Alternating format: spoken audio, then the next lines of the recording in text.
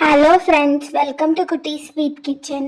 இன்றைக்கி நம்ம மட்டன் குழம்பு எப்படி பண்ணலான்றத பார்க்கலாம். அதுக்கு தேவையான பொருள் 3 பழுத்த தக்காளி, 2 வெங்காயம், கருவேப்பிலை, கொத்தமல்லி கொஞ்சமாக வெங்காயத்தை தாளிக்கிறதுக்காக குட்டி குட்டியாக கட் பண்ணி வச்சுக்கோங்க.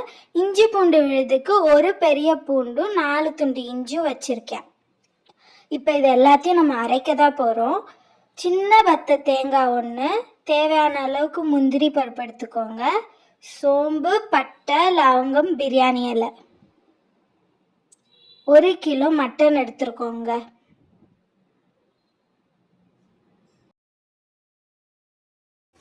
மிளகுத்தூள் தூள் பண்ணி வச்சுருக்கேங்க, 2 டீஸ்பூன் அளவுக்கு.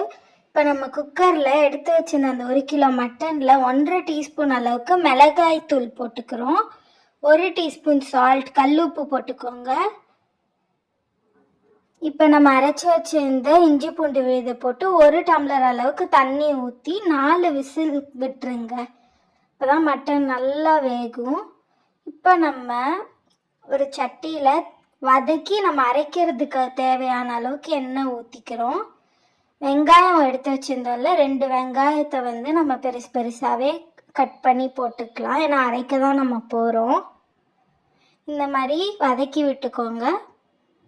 நல்லா பச்சை வாடை போகிற வரைக்கும் வேகட்டுங்க.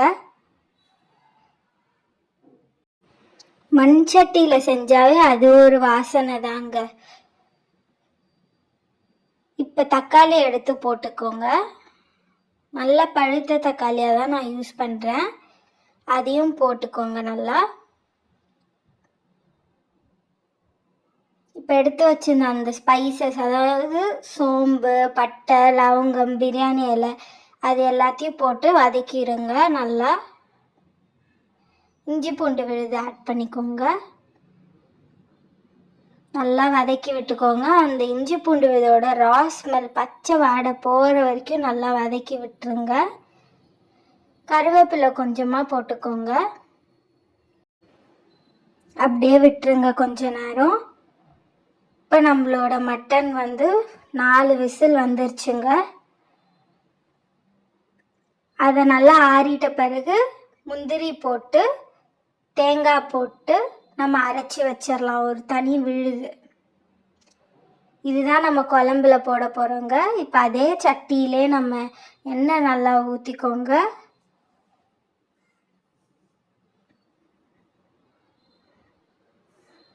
சோம்பு போட்டுடலாங்க, வாசனையாக இருக்கும். நீங்கள் சோம்பு ஆட் பண்ணிக்கோங்க. உங்களுக்கு அந்த ஃப்ளேவர் பிடிக்காதுன்னா விட்டுருங்க.